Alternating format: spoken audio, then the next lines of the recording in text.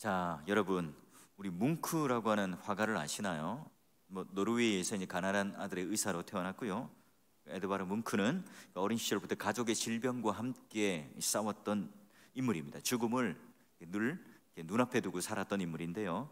아버지는요, 성격 장애를 가지고 있었어요. 어머니는 폐결핵으로 죽고, 그리고 여동생은 심한 우울증을 앓습니다.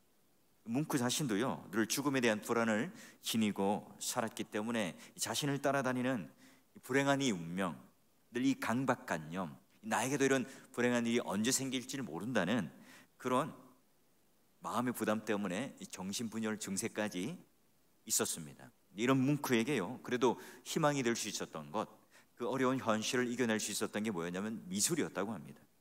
자신을 둘러싸고 있는 절망 또는 불안, 내 주위에 있었던 수많은 그런 어려운 일들에 대해서 극복하는 것이 바로 미술의 힘이었는데요.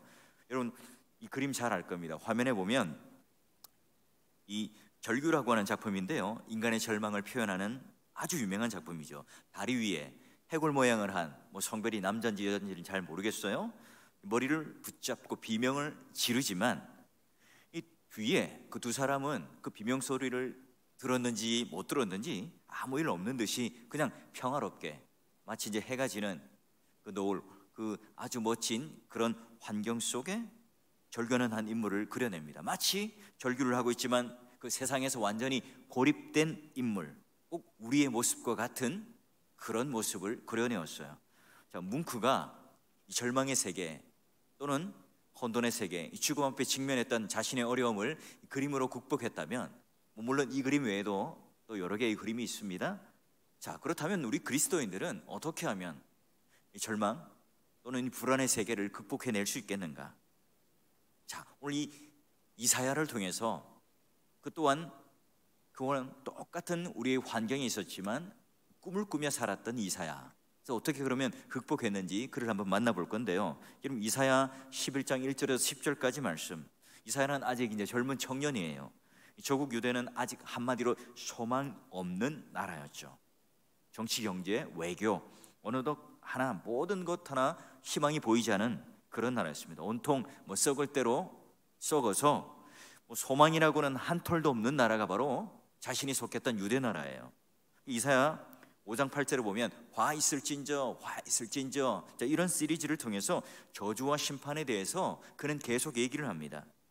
여기에 당시의 그 사회상이 어떤가, 그가 내뱉었던 저주의 심판의 내용을 보면 이런 사회였구나 알 수 있어요.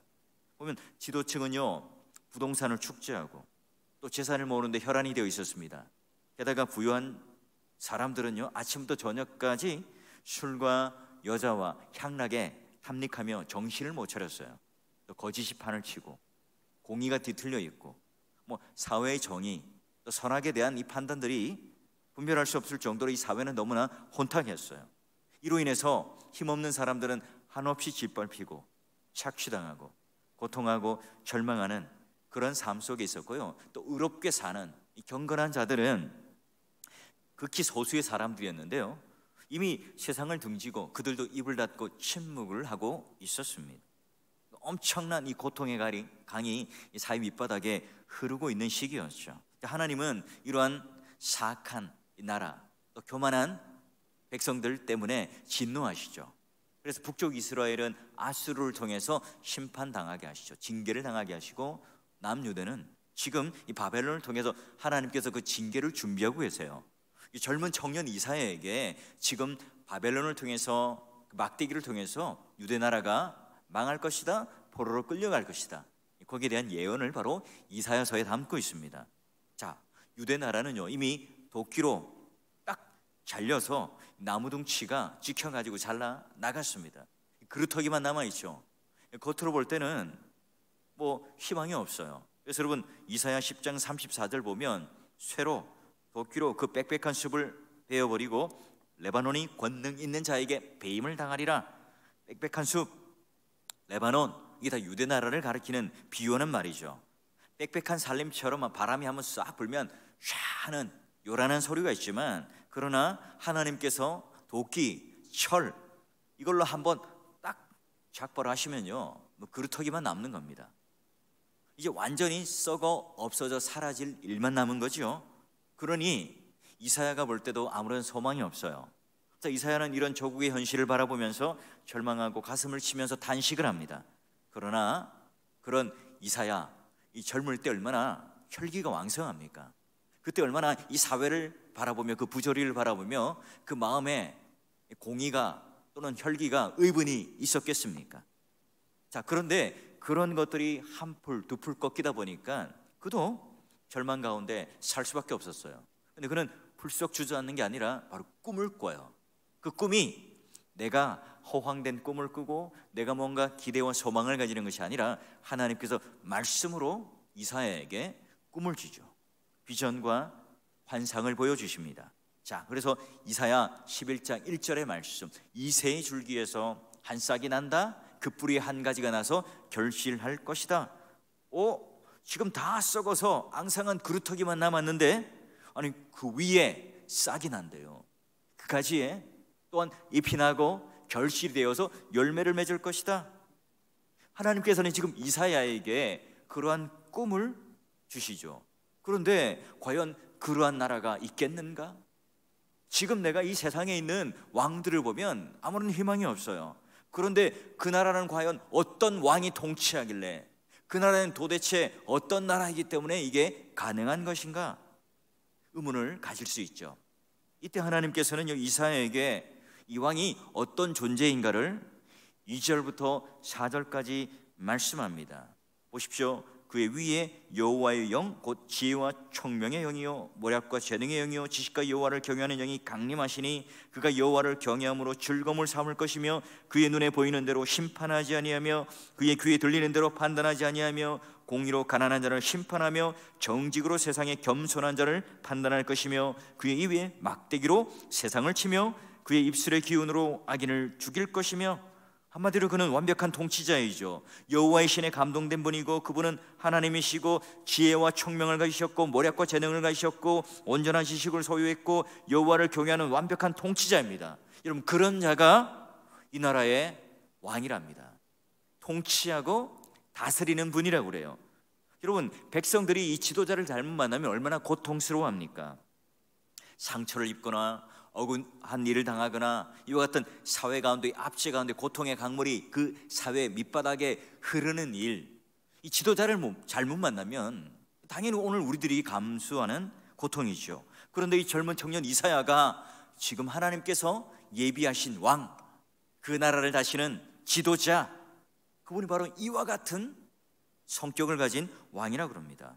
얼마나 황홀했을까요?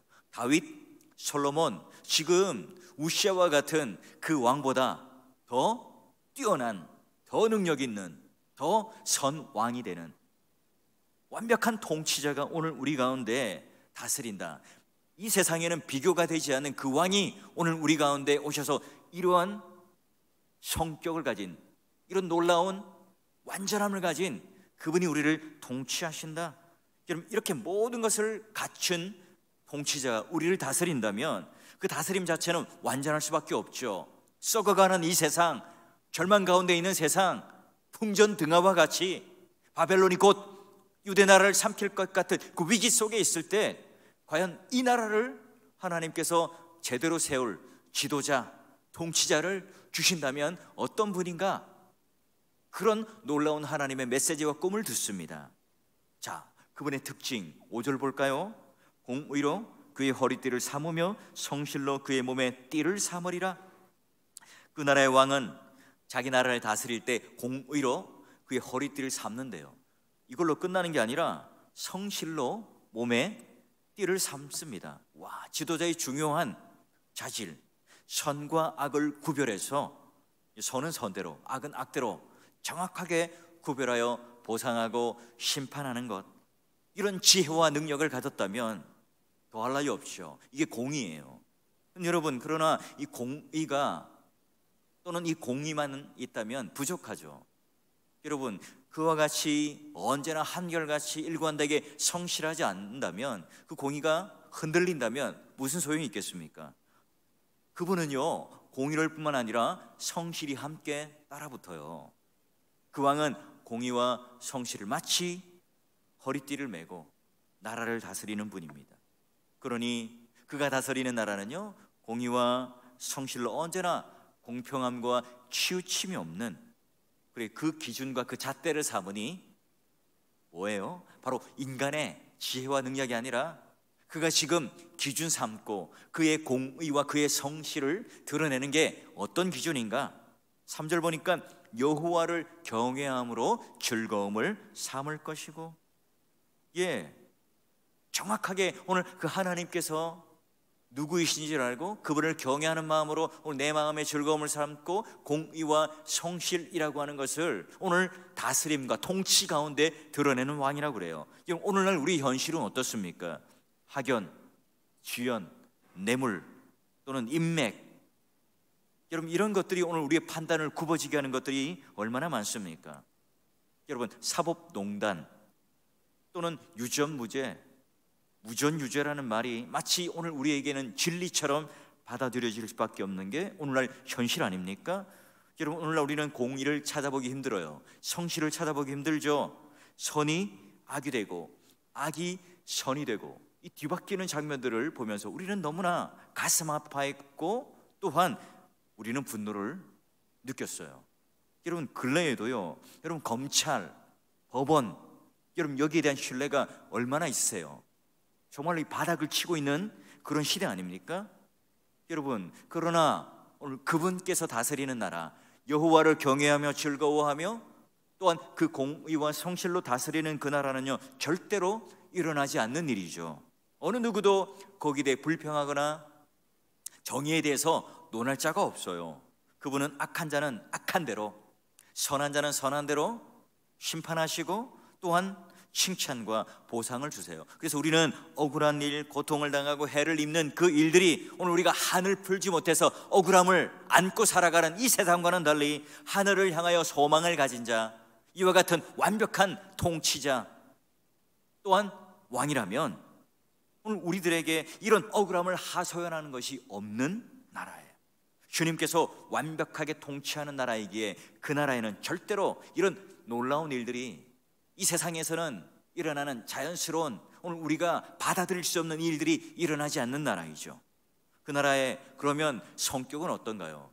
그런 완벽한 통치자이고 공의와 성실이라고 하는 것으로 다스려지는 이 나라, 그 나라는 그러면 어떤 성격을 가졌을까요? 11장 6절을 볼까요?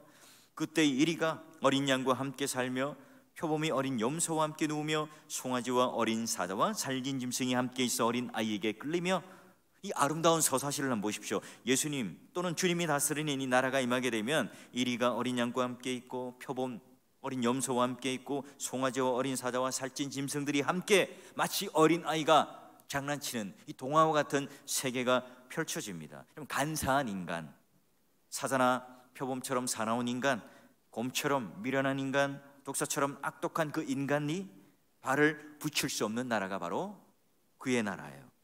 하나님의 나라죠. 아무리 독사와 같은 악한 인간일지라도 변화를 받아서 어린 아이와 같이 순전한 자가 되는 곳이 바로 하나님의 나라입니다. 그분이 다스리는 나라예요. 그뿐 아니라 독사가 어린아이 손을 깨물어 죽이거나 또는 사자가 어린 양을 막 덮쳐 물어뜯거나 여러분 자연이 인간을 공격하는 그런 일 따위는 일어나지 않는 나라죠. 여러분 하나님 나라가 임한다면 이와 같이 자연과 인간과 모두가 다 서로 화목합니다. 서로 손을 잡고 푸른 초장, 폭포, 바람, 구름 모든 것들이 다 하나님을 함께 찬양하는 놀라운 결과가 이루어져요. 자, 그러기 여러분 11장 9절을 보십시오. 그곳에는 해됨도 없고 상함도 없는 것이다.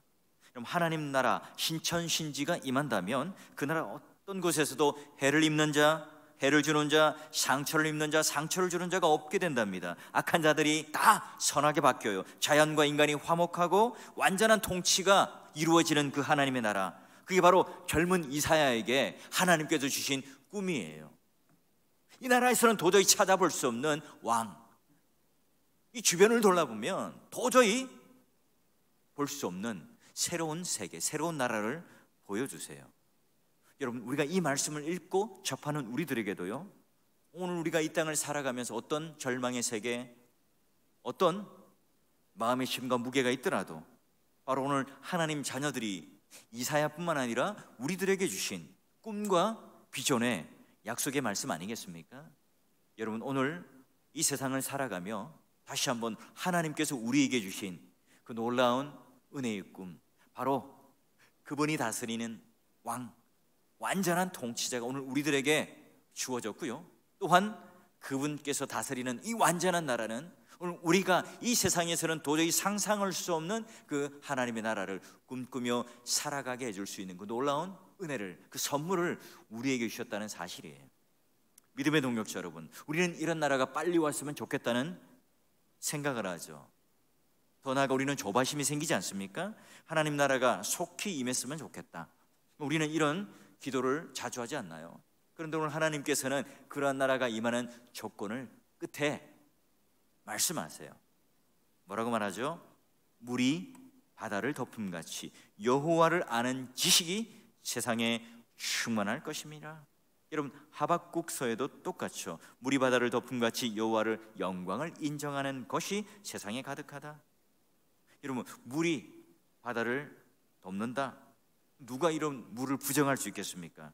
여러분, 하나님의 하나님 되심을 마치 부정할 수 없는 그날이 곧 오겠죠. 여러분, 오늘 우리가 여기 나오는 하나님을 아는 지식이라는 게 과연 뭘까요? 막연히 우리는 하나님을 향한 신에 대한 의식을 가진다, 우리는 하나님에 대한 지식을 가지고 있다, 내가 성경을 잘 알고 있다, 여러분 이걸 말할까요? 여러분, 그런 것은 마귀도 가지고 있죠. 일반적인 사람들도 그러한 지식들은 가지고 있습니다. 지금 야고보가 여러분 이런 지식을 가지고 하나님을 안다고 말하지 말라고 그들을 향해 비꼬며 말합니다. 내가 하나님이 한 분이신 줄 믿느냐? 잘하는도다. 귀신들도 믿고 떠느니라. 여러분, 여기 말하는 하나님, 하나님을 아는 지식, 주여 주여라는 그 믿음도 아니죠. 주님이 말씀하시는 여호와를 아는 지식은요, 바로 유일하신 뭐예요? 보내신 예수 그리스도를 아는 것이군요. 아, 그러면 지금 이제 우리가 마치 수수께끼처럼 이사야 11장 1절에 말했던 그 완전한 통치자, 그분이 다스리는 나라, 그 주인공이 누구인지 우리는 이제 알 수가 있어요. 자, 그러면 여호와를 아는 지식이라고 하는 것이 먼저 뭘까요? 예수 그리스도가 나의 구주이십니다. 나의 하나님입니다. 이런 우리가 고백적 지식이 첫 번째죠. 두 번째는 오늘 예수 그리스도가 나 같은 죄인을 십자가에 죽으시고 사흘 만에 부활하셔서 하늘과 땅의 모든 권세를 주셔서 만유의 주가 되셨다. 그리고 예수께서는 지금 승천하셔서 이 땅을 다스리고 통치하시는 분이다. 그런 교리적인 지식이 필요해요. 세 번째, 오늘 성령 하나님께서 오늘 우리들에게 예수 그리스도를 발견하고 구원에 대한 인치심을 통해서 그 은혜에 내가 너무나 감격하여 일평생 주님을 나의 구주로 모시고 그 말씀을 따라 오늘 내가 예수 그리스도를 알아 참된 영생의 맛이 무엇인지를 누리며 살아가겠다는 그 삶을 살아가는 실천적인 지식이 또한 우리에게 있어야 되겠죠. 여러분, 이와 같이 예수 그리스도를 통해서 고백적이고 또는 교리적이고 실천적이고 경험적인 여러분 이런 지식, 이게 바로 여호와를 아는 지식. 여러분, 이걸 말해요. 우리가 바로 이 여호와를 아는 지식이 있느냐 없느냐에 따라서 우리의 삶이 완전히 달라집니다. 한 사람, 한 사회, 교회도 완전히 달라지죠. 여러분, 교회가 하나가 된다, 일치가 된다, 연합한다, 이 말이 무슨 의미입니까? 아하, 목사님, 교회가 정치적으로, 조직적으로, 시스템적으로 하나가 되는, 모형적으로 하나가 된다는 것을 말할까요? 아니면 우리가 으쌰으쌰하고 뭔가 구호를 외치고 표어를 달아서 모두가 똑같은 그런 표어를 이야기하고 목표를 가지고 나아가면 그게 교회가 하나가 되고 일치가 된다는 말인가요? 그렇지 않죠. 이 교회가 하나 된다, 공교회로서 하나이다, 이건 하나님의 지식, 바로 오늘 신앙 고백의 일치와 교리적인 지식의 일치와 우리 삶의 일치가 함께 가는 것을 하나님 지식, 바로 오늘 교회가 하나님의 지식을 알 뿐만 아니라 교회가 하나가 된다는 의미죠. 그러니 여러분, 우리가 바로 이런 예수님을 통해서 하나님의 지식을 안다는 것은 결국 내 사람이 심령이 근본적으로 변했을 뿐만 아니라 내가 내 인생의 구주가 누구인지를 아는 세계관이 완전히 바뀐 것을 말하고요, 그 삶이 바뀐 것을 통해서 내가 바로 하나님 말씀을 따라 물이 마치 바다를 덮음과 같이 예수 그리스도가 온 나라를 다스리는 그 나라의 통치하심에 내가 참여하고 그것을 누리고 그것을 알고 또한 그 은혜 속에 걸어가는, 그게 바로 하나님을 아는 지식이에요. 우리는 20세기를 지나오면서 너무나 많은 경험을 통해서 우리 깨닫는 하나의 진리가 있어요. 여러분, 우리가 하나님을 아는 지식이 없다면 그건 지옥이죠. 오늘 이사야가 현실 세계에서 절망과 한계를 느낄 수밖에 없는 그 나라 속에서 우리는 아무런 희망과 소망이 없이 그냥 그저 살아갈 뿐이죠. 우리가 또 희망을 가진다면 맛집을 찾아 맛있는 음식을 먹는 것, 또는 새로운 세계 여행을 가는 것, 또는 내가 경험하지 못한 그 익스트림 스포츠를 즐기면서 거기에 대한 뭔가 만족, 그것도 안 되면 술, 담배, 세상의 향락, 중독, 여러분 이런 것들로 빠지면서 오늘 우리의 즐거움과 우리의 소망을 찾나요? 여러분, 우리가 하나님의 지식을 거부하면 바로 뭡니까? 그런 마귀가 지배하는, 사단이 지배하는 그 나라 속에 우리는 살아갈 수밖에 없어요. 우리는 엄청난 대가를 지불하고 진리를 배웠습니다. 우리나라도 예외가 아니죠. 공산주의, 사회주의, 민족주의, 극우주의. 여러분, 지난 세기 어떤 결과를 맞이했습니까? 여러분, 그런 세속적인 어떤 인간의 생각들과 사상들이 사람들의 뇌리 속에 하나님을 밀어냈죠. 인간의 이성, 과학 이런 것들을 신봉하고 인간이 만들어낸 그런 사상들과 이론들이 오늘 이 세계에 놀라운 새로운 세계를 열 것이라 그런 기대를 가지고 여러분 얼마나 많은 정치와 또는 전쟁을 일으키며 갈등을 했습니까? 여러분, 하나님에 대한 의식을 쓸어내려고 온갖 악랄한 방법을 다 동원했죠. 그러나 근본적으로 인간에 대한 거짓된 인간론을 가졌던 그런 공산주의, 사회주의 또는 유물론 또는 세속적인 그런 수많은 사상들, 이런 것들이 다 하나님 말씀을 말살하려고 그러죠. 하나님의 지식을 없애버려요. 하나님은 있다고 그러죠. 그 하나님은 뭘로 대체합니까? 통치자, 하나님 말씀 대신 바로 그 나라를 다스리는 내가 신이다, 내가 하나님이다 말하죠. 우리는 우리 그 북쪽에 김일성, 김정은 등등 우리 보고 살아왔잖아요. 여러분, 하나님이 말씀하시는 인간의 범죄와 타락을 인정하지 않고 여러분 인간은 철저하게 하나님께 돌아가야 되는 회개하는 존재가 되어야 된다. 오늘 하나님께서 하나님 형상 따라 만든 이 인간이 오히려 그 인간이 하나님의 형상이 되어버리는 그런 잘못된 삶으로, 잘못된 나라로, 그런 통치 세계를 가진 그런 통치자가 나타난 것을 우리는 보고 살아와요. 하나님을 아는 지식, 이걸 우습게 여기는 사회가 얼마나 지옥 같은 끔찍 같은 세상을 살아가는지 우리는 주위에 봤습니다. 우리는 왜 이런 끔찍한 재난이 왔을까? 사람들은 하나님을 잊어버렸기 때문에 그래요. 이런 일들이 지금 우리 가까운 곳에서 일어났어요.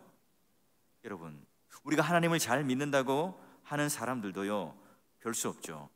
여러분, 일부의 사람들이, 오늘 교회 성도들이 이 잘못을 통해서 우리 약점을 드러내므로 이 교회가 마치 혼탁해 보이고 마치 하나님 나라는 절대 부패할 것 같지 않은데 뭔가 타락하고 부패하는 것, 교회가 무슨 냄새를 피우고 또 아무리 예수님을 믿는다는 사람들도 수많은 사람들로부터 그 약점들이 드러날 때에 어때요? 우리는 교회가 희망이 없다, 망했다 말해요. 그렇지 않습니다.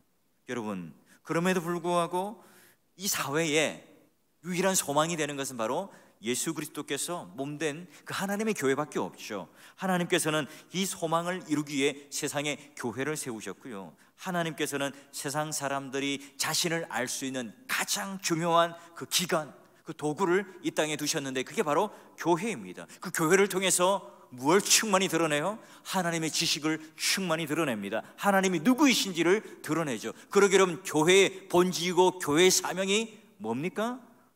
오늘날 세상 사람들 앞에 뭔가 복지, 윤리, 탁월한 도덕, 여러분 이런 것들을 보여주는 것은 부차적인 것이죠. 그 교회는 진리를 품고 있어야 교회입니다. 하나님의 지식을 드러낼 수 있는 교회야 본질적으로 건강한 교회고 또 옳은 교회죠.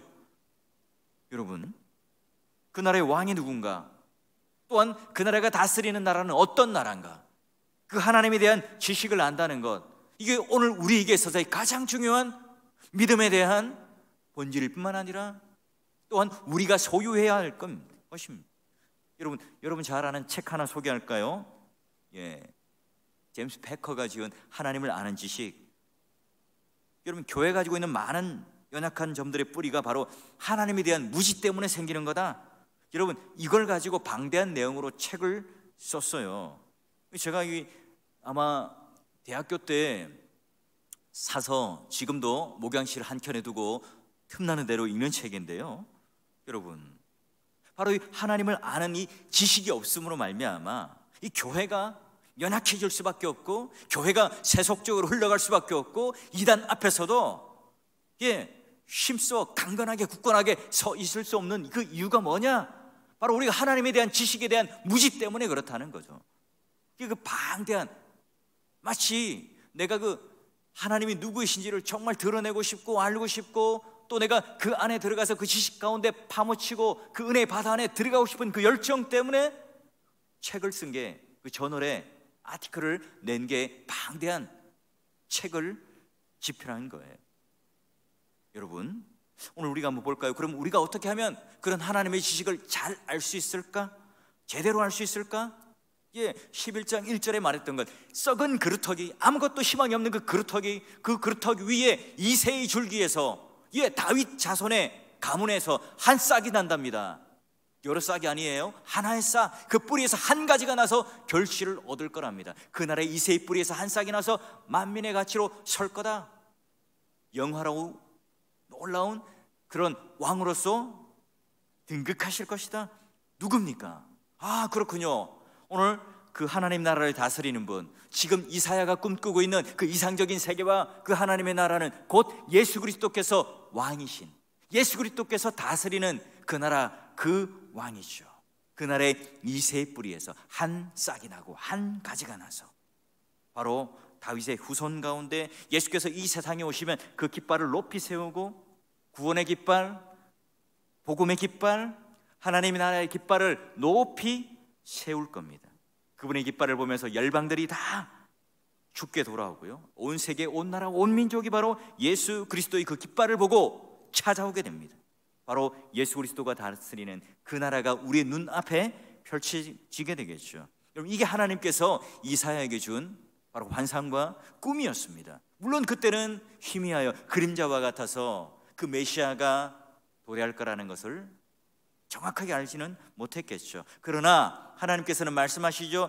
야, 이사야야, 내가 이것을 보느냐? 이 피나고 꽃이 피고 열매가 맺는 이 가지가 무엇인지 아느냐? 다윗의 후손으로 이 세상에 날 메시아란다. 예수 그리스도란다. 예수 그리스도가 다스리는 나라가 임한다면 그 눈앞에 이 혼탁하고 부패한 나라는 사라진다.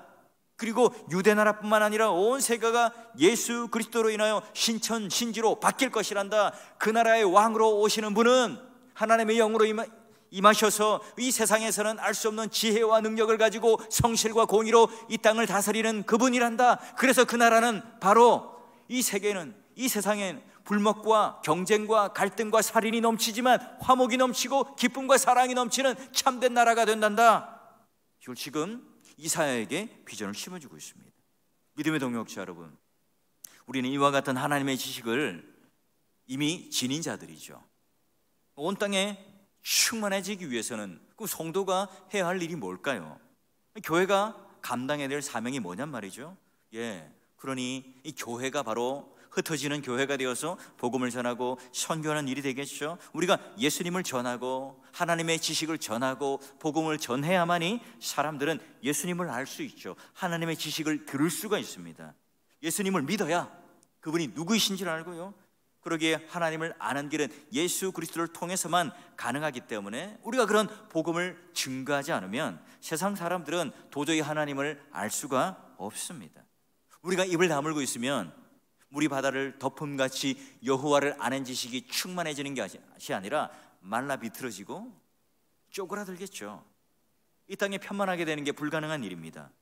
여러분, 세상을 향해서 절망할 때 오히려 우리는 꿈을 꾸는 존재가 맞습니까? 교회가 그런 희망과 소망이 됩니까? 왜 그렇죠? 오늘 우리가 가지는 막연한 기대와 소망이 아니라 하나님의 지식을 품고 있는 교회이기 때문에 그렇죠. 예수 그리스도께서 이 땅 가운데 통치자시고 그분의 속성과 그분의 놀라운 성품을 통해서 이 나라가 완전하게 다스려지는 그 나라가 된다는 것을 알기에 그걸 전하는 게 바로 전도고 선교죠.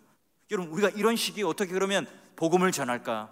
어떻게 하면 전도를 하고 어떻게 하면 선교를 할 수 있을까? 우리는 포기합니까? 손 놓습니까? 아니죠. 여러분, 오히려 하나님께서 일반 은총을 통해서 SNS라든지 또는 온라인을 통해서 이 지역과 한계를 뛰어넘는 복음을 전할 수 있는 놀라운 도구를 주셨잖아요. 그거는 뭐 바이러스에 오염될 위험도 없습니다.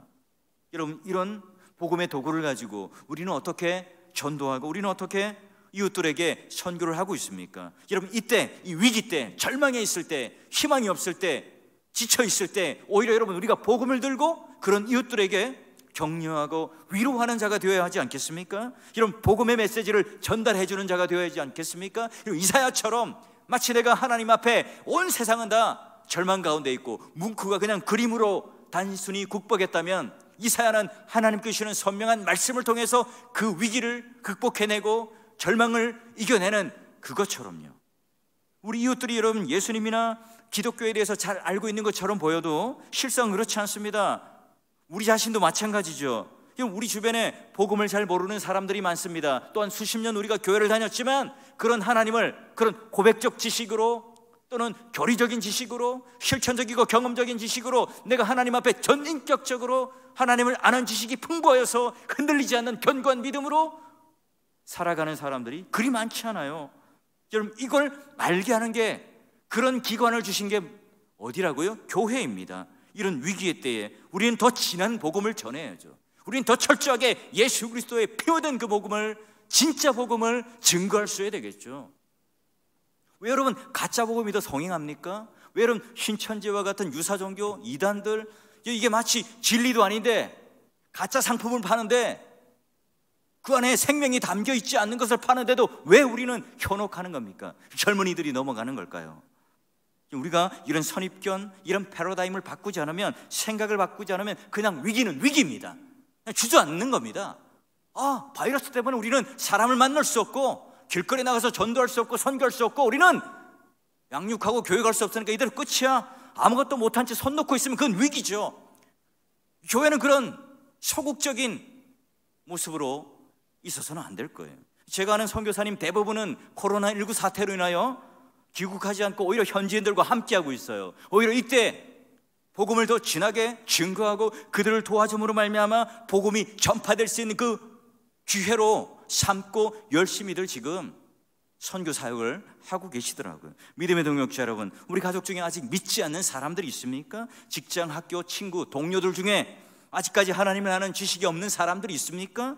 여러분, 내가 먼저 그런 하나님의 비전과 꿈을 아는 자답게 이사야가 그 현실 가운데 매이지 않고 하나님에 대한 놀라운 소명, 꿈, 비전, 그 말씀을 통해서 그 나라를 꿈꾸게 되고 그 나라의 놀라운 통치자가 되신 예수 그리스도를 통해서 하나님의 지식이 너무나 넓어지고 너무나 깊어짐으로 말미암아 그가 살았던 그 인생은 눈으로 볼 때는 썩어 문드러지는 그루터기지만 믿음의 눈으로 볼 때, 하나님의 지식으로 볼 때, 하나님 약속으로 볼 때 그 그루터기에서 생명이 움트고 결실이 있는 그 나라를 봐요.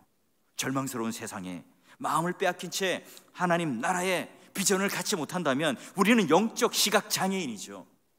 이사야와 같이 우리는 꿈을 꾸지 못하는 사람이고 절망 가운데 매여 있는 사람들일 뿐입니다. 여러분, 아무런 세상 가운데 소망을 주지 못한다면, 이 교회가 그런 이 위기 속에 세상 사람들 앞에 위로와 격려를 주지 못한다면, 하나님 나라에 대한 비전과 꿈과 생명과 이 본질적인 하나님 지식에 대한 진한 이 복음을 증거해 주지 못한다면 교회로서 우리는 직무유기를 하는 겁니다. 우리가 바로 하나님 앞에 소명받은 자답게, 내가 봐요 목사요, 하나님 앞에 내가 말씀을 증거하는 설교자로 섰다면 오히려 이때 하나님의 말씀을 더 열심히 증거하기 위해서 내가 오히려 더 하나님 앞에 나아가서 내 성실과 내 진액을 짜서 그들에게 다가가는, 그러므로 말미암아 하나님의 말씀이 온 땅에 물이 바다를 덮은 것 같이 충만한 그 놀라운 지식의 편만함을 통해서 오늘 주님의 그 영광된 놀라운 구원 사역에 대하여 동참할 수 있는 그 은혜 가운데 누리는 게 얼마나 기꺼운 것인지, 감사한 것인지 아는 자답게 살아가는 것이 바로 오늘 우리의 행복이지요. 믿음의 동역자 여러분, 젊은 청년 이사야가 바라보았던 그 영광스러운 나라가 바로 오늘 우리가 꿈꾸며 지금 이미 예수 그리스도가 이 땅에 오심으로 임재해 있는 나라죠. 하나님을 아는 지식이 없어서 절망하는, 좌절하는 이 땅의 사람들에게 하나님 나라의 생명과 풍성함을 전할 수 있는 여러분 되시길 바랍니다. 당장 내 눈앞에 벌어진 이 상황만 보고 낙심하거나 절망하는 것이 아니라 모든 것을 통치하시는 그 하나님을 바라보며 그 주권자 하나님을 믿어야겠죠. 그분은요, 세상의 왕과는 달라요. 그분은요, 지혜와 모략과 또는 공의와 성실, 이 세상의 어떤 왕과도 비교할 수 없는 왕이죠. 오늘 우리의 삶을 바로 그분께 의탁하는, 그분의 나라 가운데 통치함의 다스림 속에 있는 우리들이잖아요. 여러분, 하나님의 영광이, 하나님의 지식이 물이 바다를 덮은 것과 같이 충만하게 되는 그 순간을 바라보며 오늘도 여러분 믿음의 길을 걸어가시고 그걸 소유한 자답게 다시 한번 우리 입을 열어서 우리 마음에 동기부여를 가지고 그런 하나님의 복음을 오히려 이 위기의 때에 적극적으로 이웃들에게, 사랑하는 사람들에게, 또 함께하는 모든 우리 지체들에게 힘있게 증거됨으로 말미암아 오늘 이사야가 꿈꿨던 그 놀라운 비전과 꿈이 우리들에게도, 우리 가슴 속에도 이식되어서 여러분 작은 예수가 되어 여러분 가는 곳곳마다 이런 놀라운 하나님에 대한 비전과 꿈으로 되살아나고 찬양이 넘치는 그런 삶으로 승리하시기를 주의 이름으로 축원합니다.